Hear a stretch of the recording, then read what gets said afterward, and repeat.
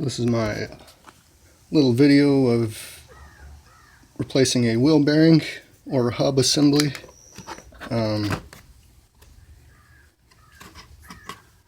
My wheel speed sensor and wheel bearing are both bad, as well as my wiring harness. So you can buy just the wheel speed sensor by itself, but that I do not know how to. I don't know how to do that, so I just replaced the whole thing. Pretty inexpensive, because you can buy a whole hub assembly / wheel bearing with the wheel speed sensor already in it for about $50, even cheaper than that.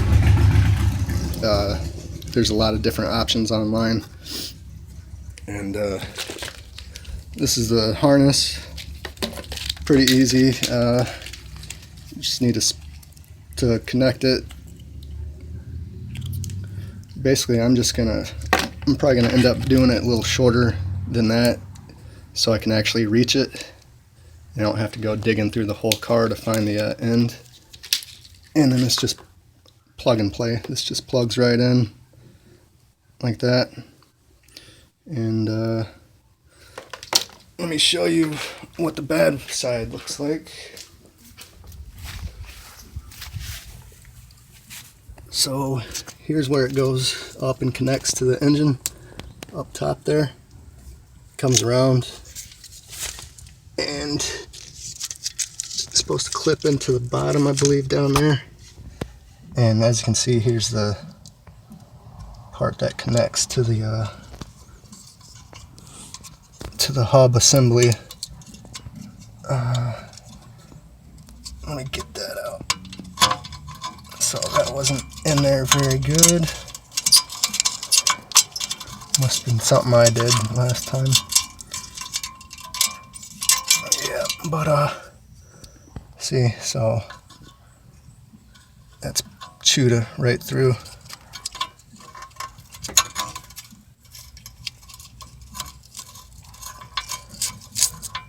Well, that's just the connector.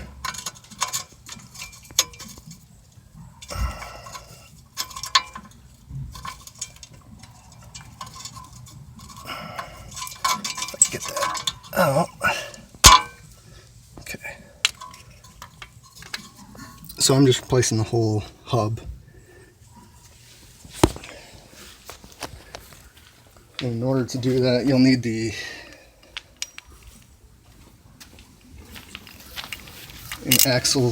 your axle nut socket for this Impala. It's a 34mm, and that's to get this off here. And you want to loosen this before you jack the car up. You want to get it loose, so that way you can just turn it off. And let me get this off, and then I'll continue from there. Okay, so in order to get the bearing out, you need to take off your caliper, the brake caliper, by the two 13mm bolts, one here and one down here. Then we need to get the bracket off, and that's by this bolt here and this one here.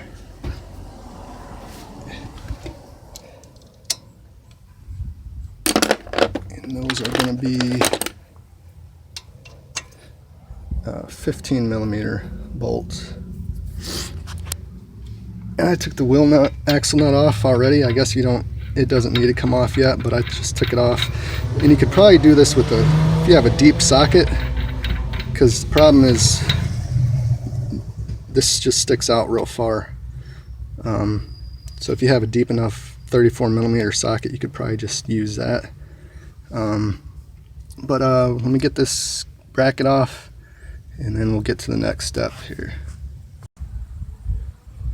Okay, that's where we're at now. I got the caliper off, the bracket off. Now I'm going to take the rotor off, and that's pretty easy. There's a little some sort of a T bolt, maybe a T25 or something right here. Once you take that off, give it a couple whacks and this should come right off. So let me get my T25. Okay, this is actually a T27, and once you get this out,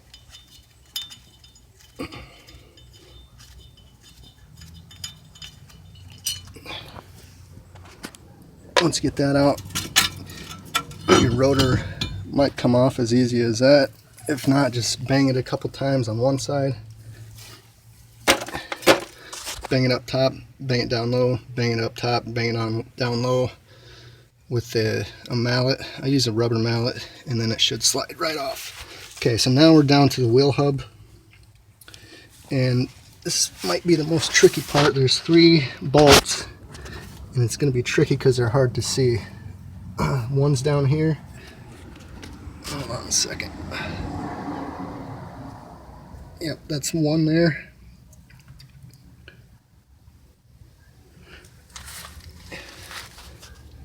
Okay, there's one right behind here, and then one down on the other side. And the size of those, I think, is going to be the same. No. Okay. So,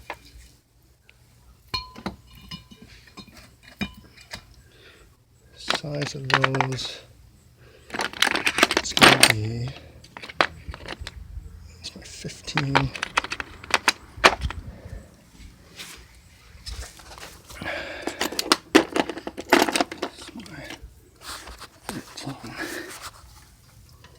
Oh, fuck. It's be a 13 millimeter. Okay, so I'm gonna get those out now. Okay, and it'll help to turn your wheel either left or right to help you get, especially this middle bolt there, to get that out. Once you get that, mine's just coming right off, but a lot of times you'll have to bang this again with a rubber mallet or something, and just push that out of the wheel bearing, or the hub. See, mine came out pretty easy. A little trouble getting the other bearing off, but as you can see, it was that's a bad wheel bearing right there. All the way around, inside of it is stuck in there. So driver's side is definitely bad, and probably is making some noise too. But yeah, so that one's in there pretty bad. I can get that out real quick. And your heat shield, mine's zip tied on, but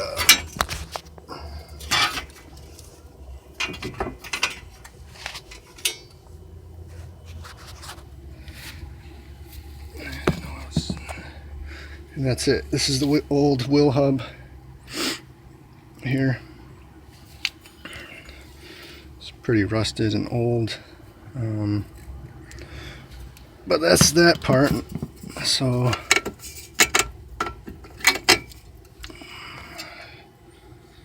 this is off. Just remember how this goes on, and that's pretty much it. Now I'm ready to install a new one. I'm gonna get this hooked up first. So let me move on to that. Okay, so now we're ready to put the new one on. Just make sure you got your heat shield back on, and just make sure you line these bolts up with your sensor on the left side, or your wire, I mean.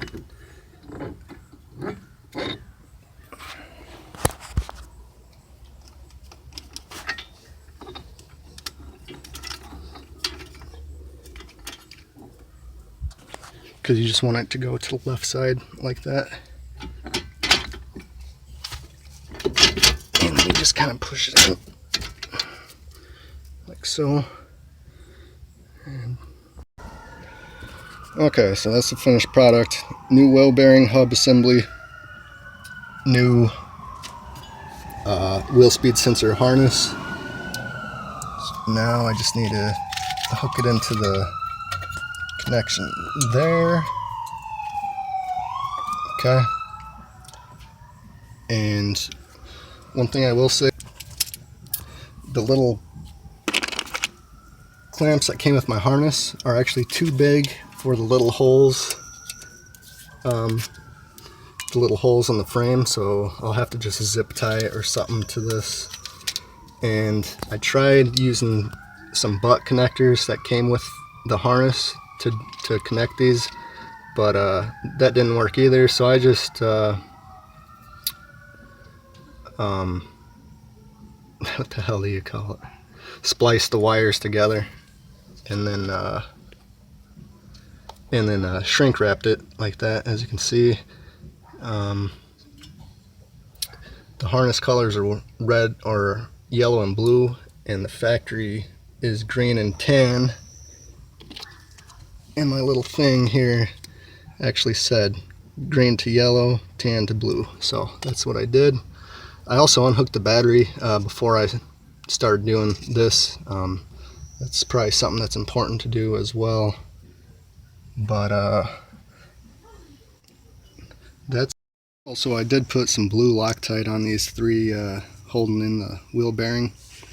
Now it's just reverse order, and put our wheel nut back on with our 34 millimeter socket. We're going to put our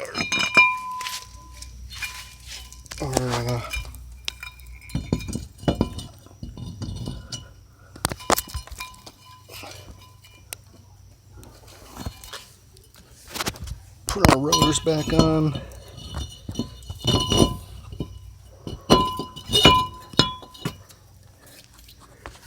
Put our little screw back in. 27. Put our T27 back in here. Put our caliper bracket back on with our two 15 millimeter bolts.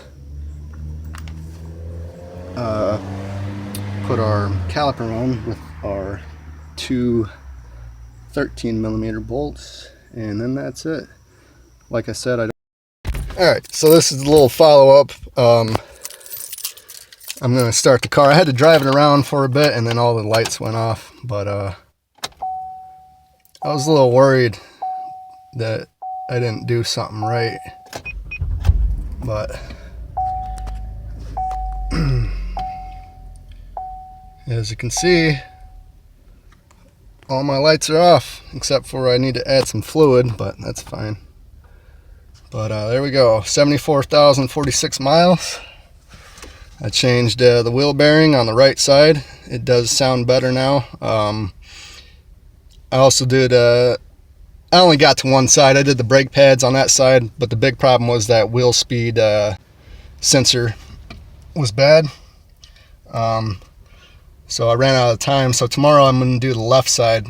But apparently it wasn't the driver's side that was bad for the wheel bearing. It was the passenger side, because that humming is no longer there. But I'll do a little test drive after I finish it, after I finish my left side tomorrow. I hope the video helps somebody. Like I said, I'm not a mechanic, so everything will be done at your own risk. And I know the wheel bearing is fairly, I mean, as you saw, it's pretty easy to do. And I paid $50 for that one, but you can find them for probably $30 online. And you can save yourself a lot of money, because I know last time I paid for one, I paid $350, I think, for a wheel bearing. And you can do that. You can do it yourself for 10% of that, 10% of the cost, and a little bit of work. But hey, if you liked the video, give it a thumbs up, and hope you guys enjoyed it. Thanks for watching. Peace.